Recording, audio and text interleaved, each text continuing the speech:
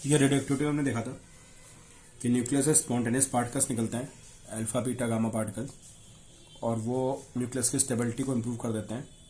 Basically वो neutron proton के ratio को चेंज करते हैं, और न्यूट्रॉन प्रोटॉन के रेशियो के चेंज होने से न्यूक्लियस की स्टेबिलिटी इंप्रूव हो जाती है। एक न्यूट्रॉन प्रोटॉन का फिक्स रेशियो चाहिए होता है स्टेबिलिटी लाने के लिए। तो क्या होता है, अगर कहीं पे नंबर ऑफ न्यूट्रॉन्स बहुत ज़्यादा है, नंबर ऑफ प्रोटॉन्स है, तो वहाँ पे एक बीटा पार्टिकल निकलता है, और बीटा पार्टिकल के निकलने से न्यूट्रॉन प्रोटॉन रेशियो बैलेंस हो जाता है। तो देखो क्या होता है यहाँ पे, ये इलेक्ट्रॉन, पहली बात तो आपको पता होना चाहिए कि इलेक्ट्रॉन न्यूक्लियस के अंदर से निकलता है बीटा डीके में। तो होता है क्या है कि एक न्यूट्रॉन प्रोटॉन में कन्वर्ट हो जाता है, 1p1 प्रोटॉन, और साथ में एक इलेक्ट्रॉन निकलता है 0 and 1। देखिए सब कुछ बैलेंस है, 1 - 1 0, 1 0 1। ठीक है, अब इसको हटाते हैं। तो एक न्यूट्रॉन प्रोटॉन में कन्वर्ट हुआ, साथ में एक इलेक्ट्रॉन निकला, और ये जो इलेक्ट्रॉन्स की रेज होती है, बहुत सारे इलेक्ट्रॉन्स एक साथ निकलते हैं, इन रेज को हम बोलते हैं beta particles. Basically beta particle एक इलेक्ट्रॉन ही है। तो देखिए इस इक्वेशन में पहले कुछ प्रॉब्लम आई, उस प्रॉब्लम को समझते हैं और इस पर क्वेश्चन बन जाता है। तो हुआ क्या कि पहले इलेक्ट्रॉन तो डिटेक्ट हो गया, लेकिन इलेक्ट्रॉन के डिटेक्ट होने के बाद एक प्रॉब्लम आ गई। प्रॉब्लम ये आ गई कि पता चला कि यहाँ पे इसके पास कोई एंगुलर मोमेंटम नहीं है। लेकिन इलेक्ट्रॉन के पास एक स्पिन एंगुलर मोमेंटम होता है। तो समझ में आया कि यहाँ पे एंगुलर मोमेंटम का वायलेशन हो रहा है, और अगर एंगुलर मोमेंटम का वायलेशन हो रहा है तो इसका मतलब यहाँ पे कोई और पार्टिकल निकल रहा है जो इसके एंगुलर मोमेंटम को बैलेंस कर रहा है। एक प्रॉब्लम तो ये आ गई, ठीक है, कि एंगुलर मोमेंटम कंजर्वेशन यहाँ पे इनवैलिड हो गया। दूसरी प्रॉब्लम ये आ गई कि जो इलेक्ट्रॉन्स निकल रहे थे बीटा पार्टिकल्स, उनकी एनर्जी डिफरेंट थी। तो ये नहीं समझ में आ रहा था कि जब बीटा पार्टिकल्स निकल रहे हैं, मास डिफेक्ट होगा, मास डिफेक्ट से एक एनर्जी निकलेगी। तो साइन, और वो न्यूक्लियस हैवी होता है, एटम हैवी होता है, तो एटम के पास तो एनर्जी जाती नहीं है, सारी एनर्जी इलेक्ट्रॉन के पास ली जाती है। तो सारी एनर्जी इलेक्ट्रॉन के पास चली गई, तो फिर इलेक्ट्रॉन्स डिफरेंट एनर्जी की क्यों निकल रहे हैं। ये तो मेन प्रॉब्लम्स आई, काफी टाइम तक सॉल्व नहीं हो पाई, और काफी टाइम के बाद पता चला कि भाई ऐसा होता है यहाँ पे कि इलेक्ट्रॉन के साथ साथ एक पार्टिकल और निकलता है, and that is called anti neutrino. ये पार्टिकल निकलता है, और इसका रेस्ट मास 0 होता है। रेस्ट मास इज 0, नोट करिए आप, rest mass is 0, and spin angular momentum exactly electron के ऑपोजिट होता है। ठीक है, तो यहां से एंगुलर मोमेंटम कंजर्वेशन हमारा जो है उसकी प्रॉब्लम सॉल्व हो गई कि एंटी न्यूट्रिनो के पास एग्जैक्टली इलेक्ट्रॉन के अपोजिट स्पिन होती है। तो कुल मिलाकर एंगुलर मोमेंटम हमारा फाइनल 0 हो गया, इधर भी 0 था, इधर भी 0 हो गया। और दूसरी प्रॉब्लम ये भी सॉल्व हो गई कि जो एनर्जी रिलीज होती है इक्वेशन में, इस इक्वेशन जो इस प्रोसेस में एनर्जी रिलीज होती है, वो एनर्जी दोनों लेके चले जाते हैं। कुछ एनर्जी इलेक्ट्रॉन के पास ली जाती है, और कुछ एनर्जी एंटी न्यूट्रिनो के पास ली जाती है। इस वजह से दोनों एनर्जी शेयर करते हैं। इस वजह से जो इलेक्ट्रॉन होता है उसकी एनर्जी डिफरेंट निकल के आती है।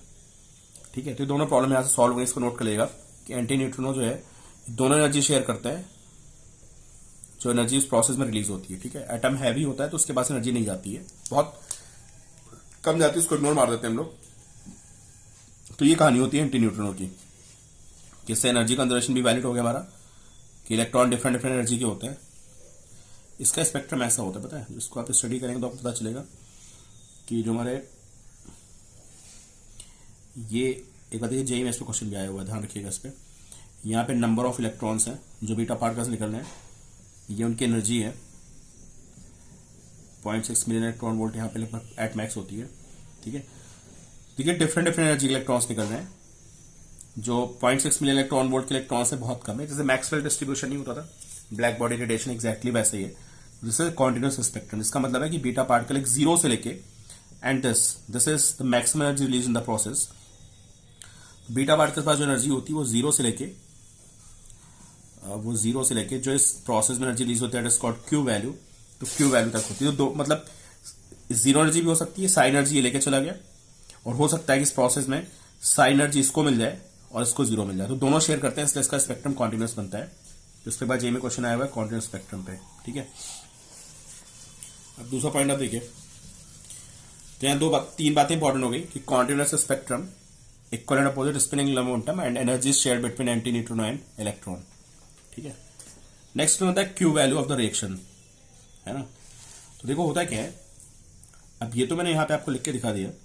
अब किसी एटम से जब ये आपका बीटा पार्टिकल निकलेगा जेड एक्स से, और यहां से मैंने एक बीटा पार्टिकल निकाल दिया, तो बेसिकली एक इलेक्ट्रॉन निकल गया, तो न्यूट्रॉन प्रोटॉन में कन्वर्ट हो गया। तो न्यूट्रॉन प्रोटॉन में कन्वर्ट होगा तो एक प्रोटॉन बढ़ जाएगा न्यूक्लियस के अंदर, और अगर प्रोटॉन बढ़ गया तो यहाँ पे हमें Z+1 लिखना पड़ेगा। प्रोटॉन एक्सेस में आ गया, इसको X डैश लिख देते हैं, एलिमेंट चेंज हो जाएगा। And there is no change in mass number, as neutron ही तो प्रोटॉन में कन्वर्ट हुआ है तो मास नंबर चेंज नहीं होता है। ठीक है, दिस एलिमेंट ऑब्वियसली चेंज हो जाएगा। And plus 1 beta particle and plus anti neutrino, इसका रेस्ट मास 0 होता है। ठीक है, तो क्यू वैल्यू क्या होती है? जो हमारे रिएक्टेंट होते हैं, जो प्रोडक्ट होते हैं, उनके मास डिफरेंस को हम क्या बोलते हैं? जो मास डिफरेंस एनर्जी रिलीज होती है that is called Q value of the reaction. ठीक है, तो देखते हैं इसका मास कितना है। इसके न्यूक्लियस का मास होगा mass of nucleus of Z minus इसके न्यूक्लियस का मास Mn मतलब mass of nucleus and X dash, इसको X लिख देता हूं, mass of nucleus of X and mass of nucleus of X dash. जो इनके ऑर्बिट पे इलेक्ट्रॉन्स घूम रहे होते हैं उनमें कोई खास चेंज नहीं आता है, उनमें एनर्जी कोई चेंज नहीं होती उस एनर्जी। ये एक इलेक्ट्रॉन एक्स्ट्रा निकल गया तो ये मतलब एक तरह से रिएक्टेंट है, ये प्रोडक्ट्स हैं, और यहां पे एक इलेक्ट्रॉन और है तो इसका भी मास लिखना पड़ेगा हमें plus Me into C square. तो एक क्वेश्चन बनती है, अगर ये इस पे क्वेश्चन आ जाता है, देखिए आप, ये यहां पे मास ऑफ न्यूक्लियस लिखा हुआ है, mass of nucleus of X minus mass of nucleus of this plus Me। Anti neutron का मास होता नहीं है, उसको हम कंसिडर नहीं करेंगे। तो इस इक्वेशन की फॉर्म थोड़ी सी चेंज हो जाती है।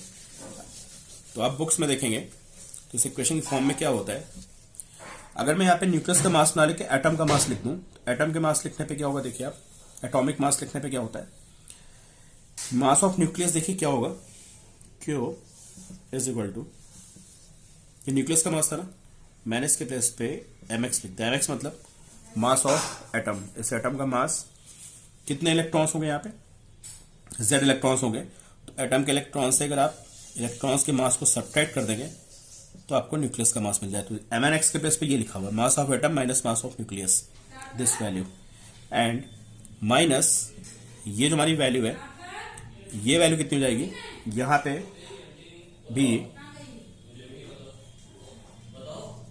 मास ऑफ X डैश मतलब मास ऑफ एटम माइनस कितने इलेक्ट्रॉन्स हैं यहाँ पे, तो यहाँ पे Z+1 इसका हो गया एटॉमिक नंबर, तो यहाँ पे जो इलेक्ट्रॉन्स होंगे वो कितने होंगे, Z+1 Me, Z+1 Me। मैं क्या लिख रहा हूं समझ पा रहे हो, ये न्यूक्लियस के मास को मैं एटॉमिक मास की फॉर्म में लिख रहा हूं, तो फॉर्मूला थोड़ा इजी हो जाएगा। तो एटम के मास से मैंने, ये एटम का मास हो गया इसका X डैश का, उससे मैंने इलेक्ट्रॉन्स के मास को डिटेक्ट कर दिया है, तो न्यूक्लियस का मास आ गया है। And then we have 1 Me, तो plus mass of electron into C square. इसको और सिंप्लीफाई करते हैं, ठीक है, इसको और सिंप्लीफाई करने पे पता चलेगा कि Q value is equal to mass of X, ये ZME है, ये Me सारे कैंसिल हो जाएंगे, देखिए आप, ये माइनस ZME, ठीक है, और यहां पे सॉरी, और यहां पे आपका ZME, और ये सारे कैंसिल होंगे, आप इसको सॉल्व करिएगा, ठीक है, सॉल्व करके आपको पता चलेगा mass of X minus mass of X dash into C square. ये थोड़ी इजी फॉर्म हो गई, वो X is mass of atom, X dash is mass of the atom, ठीक है। ये हमारी Q value of the reaction आ गई, this Q value of beta, ठीक है। इस पर क्वेश्चन है एनसीईआरटी में भी है।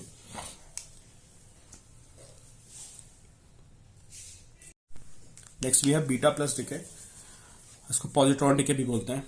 मैंने आपको बोला कि कभी कभी नंबर ऑफ न्यूट्रॉन्स ज्यादा होते हैं तो वहां पे न्यूट्रॉन्स को कम करने के लिए बीटा माइनस निकलता था, और अगर प्रोटॉन ज्यादा हो गए, अगर प्रोटॉन ज्यादा हैं तो वहां से प्रोटॉन, अगर उनके नंबर ऑफ न्यूट्रॉन से ज्यादा हैं तो वहां पे क्या होता है, प्रोटॉन हमारा न्यूट्रॉन में कन्वर्ट हो जाता है, और यहाँ पे क्या होता है, एक प्रोटॉन जो है वह न्यूट्रॉन में कन्वर्ट होता है, और इसके साथ में एक बीटा प्लस निकलता है, साथ में न्यूट्रिनो। इसको होता है पॉजिट्रॉन, इसका मास एग्जैक्टली इलेक्ट्रॉन के इक्वल होता है, but charge is opposite two electron, ठीक है। एंड वो एंटी न्यूट्रिनो था, ये न्यूट्रिनो होता है। वो कहानी सेम रहेगी, ठीक है, कि यहाँ पे जितना स्पिन एंगुलर मोमेंटम इसका होता है इतना स्पिन एंगुलर मोमेंटम इसका होता है, बट इन अपोजिट सेंस। जो प्रोसेस में एनर्जी रिलीज होती है वो दोनों के पास जाती है, दोनों शेयर करते हैं, ठीक है। तो ये डिफरेंट डिफरेंट एनर्जी के हमारे पॉजिट्रॉन्स निकलते हैं, इसको एंटी पार्टिकल ऑफ इलेक्ट्रॉन भी बोलते हैं। अगर ये किसी एलिमेंट से निकल रहा है उसकी इक्वेशन लिखेंगे हम लोग, तो जेड एक्स है, ठीक है। और यहां पे देखिए अब कम हो गया आपका एक प्रोटॉन चला गया ना, तो आपका मास नंबर 1 से कम हो गया। जेड एलिमेंट चेन का एक्स डैश ये ए रहेगा +1 एंड, ठीक है। ये कहानी हो गई हमारी बीटा प्लस डीके की।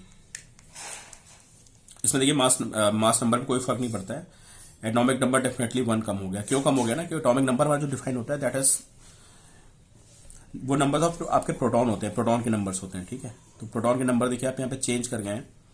एक प्रोटॉन कन्वर्ट हो गया न्यूट्रॉन में, लेकिन प्रोटॉन न्यूट्रॉन में कन्वर्ट हुआ है तो न्यूट्रॉन प्रोटॉन का सम जो है वो कांस्टेंट रहेगा, समझे आप।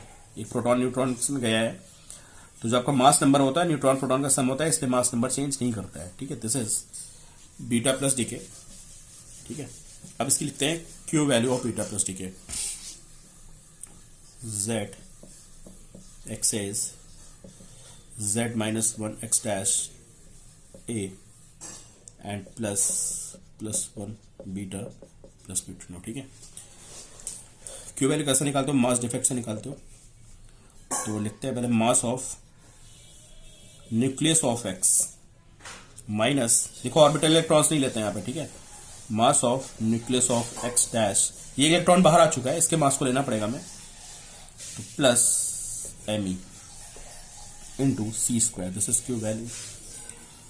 तो मास ऑफ न्यूक्लियस को हम कैसे लिखेंगे, इसको भी हमें एटम के मास के टर्म में लिखना है। तो mass of nucleus of x को हम लिखेंगे मास ऑफ एटम, mx लिखा मतलब मास ऑफ एटम, माइनस कितने इलेक्ट्रॉन्स थे इसमें, z इलेक्ट्रॉन्स थे, तो मैं एटम के इलेक्ट्रॉन से एटम के मास से मैं इलेक्ट्रॉन्स को माइनस करना पड़ेगा, -ZMe, तो ये इसका मास आ गया न्यूक्लियस का, एंड माइनस इसको लिखते हैं एक्स डैश के न्यूक्लियस का जो मास होगा वो क्या होगा, एटम के मास से हमें माइनस करना पड़ेगा नंबर ऑफ इलेक्ट्रॉन्स को। यहाँ पे Z -1 आपका mass number, sorry atomic number है, तो यहाँ पे इलेक्ट्रॉन्स भी Z -1 होंगे, तो प्लस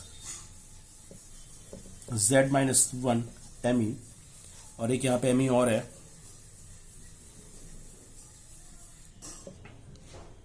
माइनस करना पड़ेगा, सॉरी दिस इज माइनस, ये इसका ये इसकी वैल्यू ये आ गई, और साथ में एक इलेक्ट्रॉन निकला, ये बाहर है पॉजिट्रॉन, सॉरी इसका मास इलेक्ट्रॉन के बराबर होता है, तो इसको हमें लेना पड़ेगा, ठीक है। ऑर्बिटल वाले नहीं लेंगे, इसके मास को लेना पड़ेगा +Me, ठीक है। ZMe है यहाँ पे, और उसको सॉल्व करेंगे तो आपको पता चलेगा कि वैल्यू आएगी आपकी mx minus mx dash and -2me into c²। This is Q value of beta minus decay, ठीक है। तो डिफरेंस क्या रहा देखिए आप, यहाँ पे -2me हो गया है, और जो हमारा बीटा डीके था उसमें 2me नहीं था, वहां पे सिर्फ mx माइनस mx डैश था, ठीक है। एनसीईआरटी में इस पे क्वेश्चंस हैं, कॉम्पिटिशन में कोई बात नहीं हो रही है, एनसीईआरटी में क्वेश्चंस हैं, मैं आपको मॉर्निंग क्लास में कराऊंगा क्वेश्चंस, ठीक है। तो हमारा बीटा माइनस डीके हो गया, सॉरी बीटा प्लस डीके।